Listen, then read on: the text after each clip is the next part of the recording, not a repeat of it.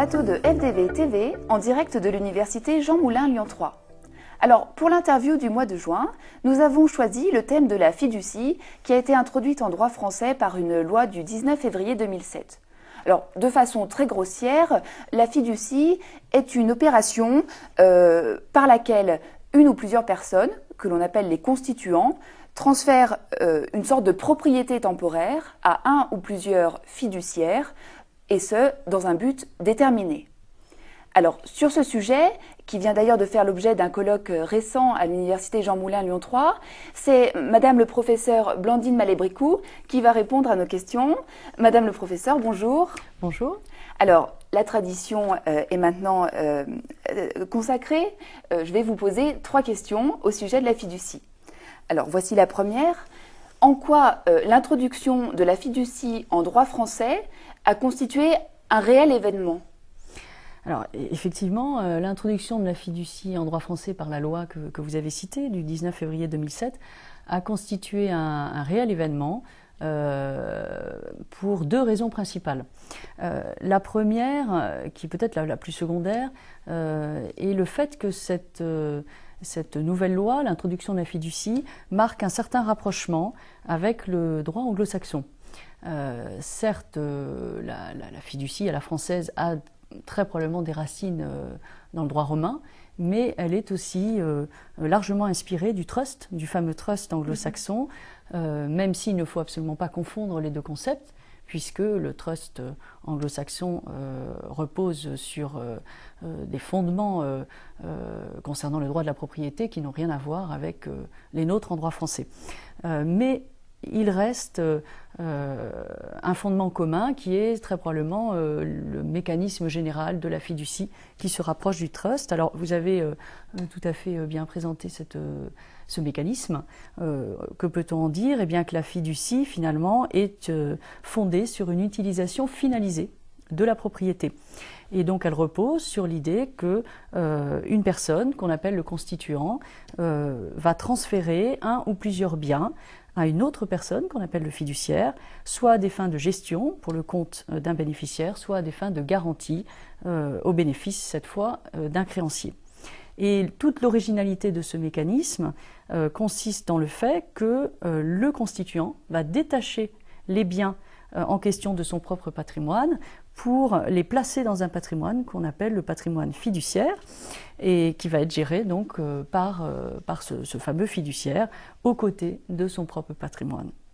Donc il y a là une forme, et c'est tout à fait original en droit français, de patrimoine d'affectation, puisque le fiduciaire se retrouve à la tête de 2 patrimoines et non plus d'un seul. Et c'est donc aussi la raison qui permet de dire que c'est un réel événement en droit français, puisque le fait qu'une même personne puisse être à la tête désormais de 2 patrimoines porte atteinte à la fameuse théorie classique du patrimoine d'Aubry-Hérault. Donc c'est une première atteinte marquée en droit français à cette théorie classique et qui était effectivement très attendue depuis un certain temps. D'accord. Et est-ce que l'introduction de cette fiducie s'est faite aisément alors ? Alors pas du tout. Elle ne s'est pas faite aisément, bien au contraire, puisqu'il y a eu un certain nombre de tentatives qui ont été faites avant 2007, notamment au tout début des années 90.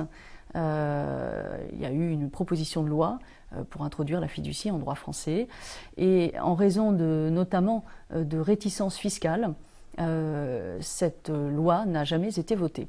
Et donc la fiducie est arrivée en droit français, en droit patrimonial français, bien plus tardivement, des années après, et selon une méthode législative qui est assez particulière, qu'on pourrait appeler la méthode des petits pas, c'est ainsi que je l'appelle, puisque nous avons eu une première loi en février 2007 qui a introduit ce mécanisme en droit français, mais avec un domaine relativement restreint, et ensuite une succession de textes depuis, pas moins de 5 textes qui visent exclusivement ou partiellement la fiducie.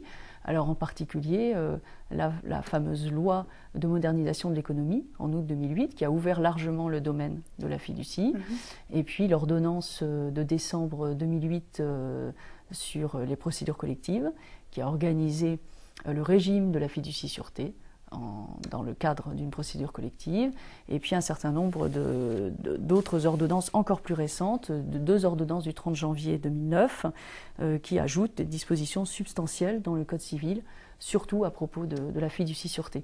Donc c'est essentiellement la fiducie sûreté qui a été l'objet de ces textes successifs, parce que la fiducie gestion était davantage concernée par le premier texte de loi.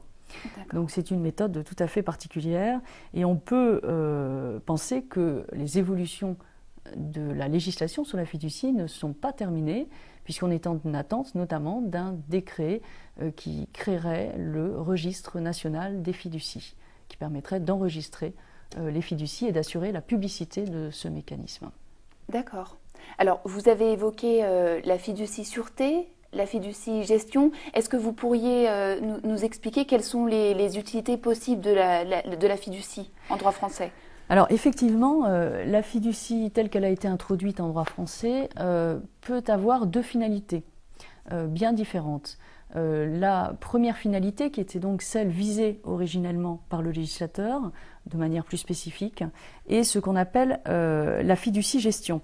C'est-à-dire qu'on va mettre en place une fiducie dans un but de gestion de certains biens du constituant.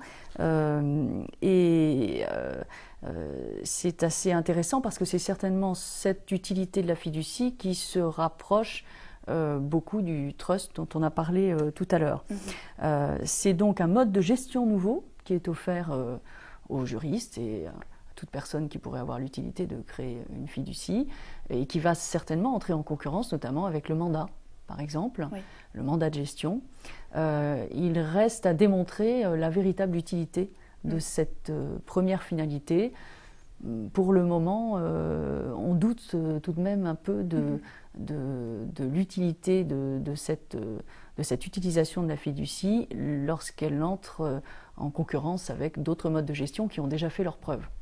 Donc la deuxième utilité possible, c'est l'utilisation à titre de garantie. Alors dans ce cas, on a déjà un petit peu évoqué tout à l'heure, il s'agit techniquement d'une forme de sûreté-propriété, qui est très intéressante. C'est une nouvelle forme de sûreté-propriété, très intéressante parce qu'elle a un domaine extrêmement large. Elle peut porter sur tout bien meuble ou immeuble, ce qui est tout à fait exceptionnel en droit des sûretés. Ce mode d'utilisation de la fiducie est a priori, enfin, pourrait avoir un avenir très intéressant parce que justement les derniers textes relatifs à la fiducie ont eu pour objet d'essayer d'équilibrer les droits du créancier qui va bénéficier de cette garantie et les droits du débiteur, et notamment dans le cadre d'une procédure collective, et donc de faire en sorte qu'il y ait un véritable équilibre entre leurs droits respectifs qui permet de présager un avenir a priori assez radieux pour la fiducie en droit des sûretés. En tous les cas, c'est certainement cette utilité en droit français qui, à l'heure actuelle, pourrait l'emporter sur l'utilité de fiducie gestion. D'accord. Bien, je vous remercie, Madame le professeur, d'avoir répondu à nos questions. Eh bien, l'interview du mois de juin s'achève et toute l'équipe de la FDV vous souhaite de bonnes vacances.